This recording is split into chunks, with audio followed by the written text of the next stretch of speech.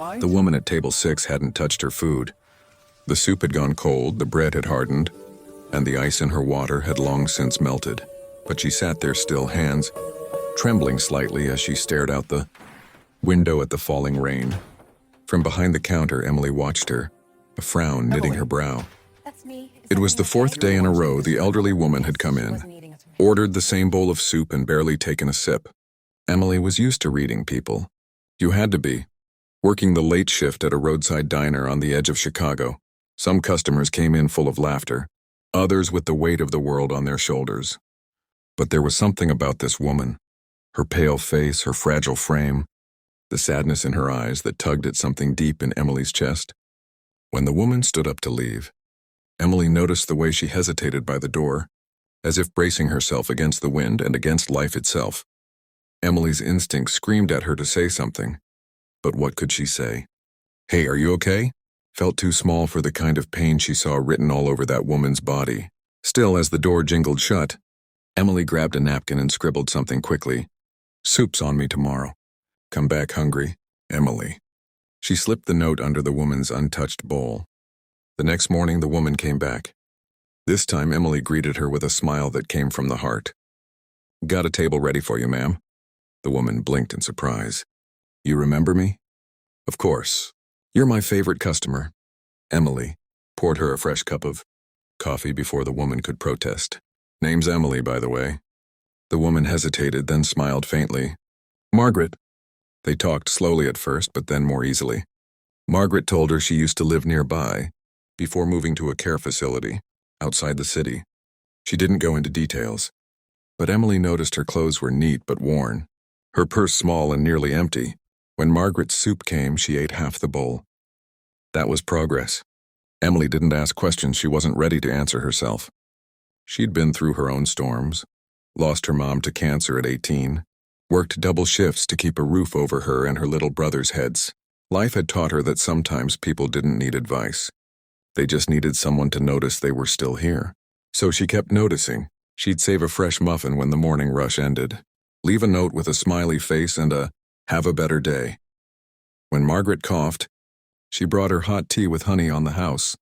Weeks passed like that, small acts of kindness exchanged across chipped plates and refilled coffee cups, until one day Margaret didn't come.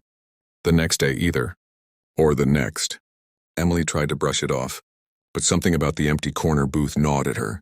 Finally, she dug out a crumpled receipt Margaret had once used to jot down her address.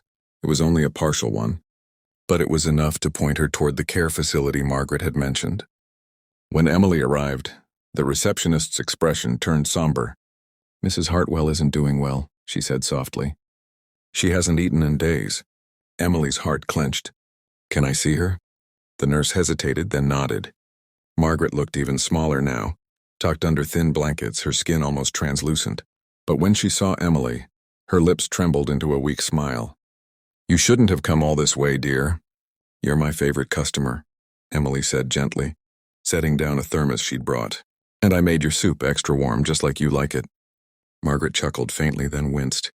"You're too kind." Emily sat beside her, feeding her small spoonfuls until half the soup was gone. When she left that evening, she had no idea that Margaret's son would soon walk into her life. The next day, the diner door burst open mid-shift. A tall man in a dark suit scanned the room like he was searching for someone. His expression was tense, controlled, but furious beneath the surface. "Who's Emily?" The diner went silent. Emily stepped forward slowly. "That's me. Is everything okay?" He looked her up and down, disbelief flashing in his stormy gray eyes. "You're the one who's been visiting my mother?" "Yes, she wasn't eating, so I—" "Do you have any idea who she is?" He interrupted sharply. "She's Margaret Hartwell, my mother." "And I'm Daniel Hartwell." The name clicked instantly. Daniel Hartwell, the tech billionaire who'd been on every magazine cover last year. CEO of Hartwell Innovations. Emily blinked, stunned. "I didn't know." "I just wanted to help." His expression softened, confusion replacing anger. "She said a waitress saved her life," he murmured. "I thought she was imagining things. My mother hasn't trusted anyone in years." Emily swallowed hard. She didn't need saving. Just kindness. Daniel stared at her for a long moment. Then without another word he left. Emily assumed that was the end of it. Billionaires didn't exactly keep in touch with diner waitresses. But the next morning, a black car pulled up outside the diner, and Daniel stepped out again.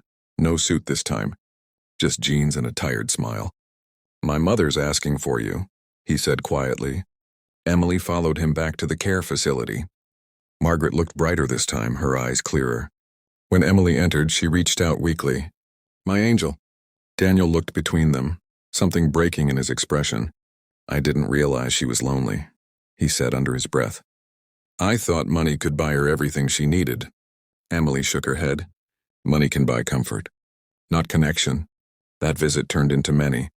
Emily would stop by after work, reading to Margaret or bringing her fresh soup.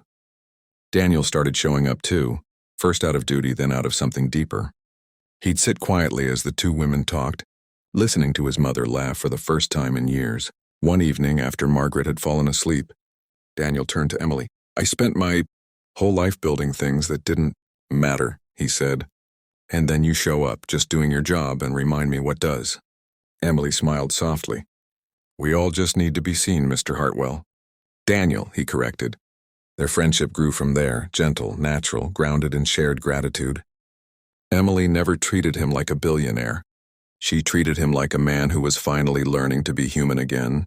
When Margaret passed peacefully a few months later, Daniel was broken but not alone. Emily was there, holding his hand through every tear, every memory. At the funeral, surrounded by cameras and reporters, Daniel stood at the podium. "My mother taught me to be strong," he said, "but it was a stranger who taught me to be kind." He looked down at Emily in the front row, and that stranger changed everything. Afterward, he found her standing beneath a tree, the wind tugging at her hair. "She used to tell me," Emily whispered, "that she'd never known such peace in years."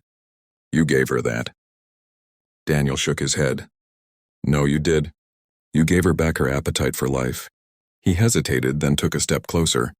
"I'd like to return the favor, help you chase yours." Emily laughed softly.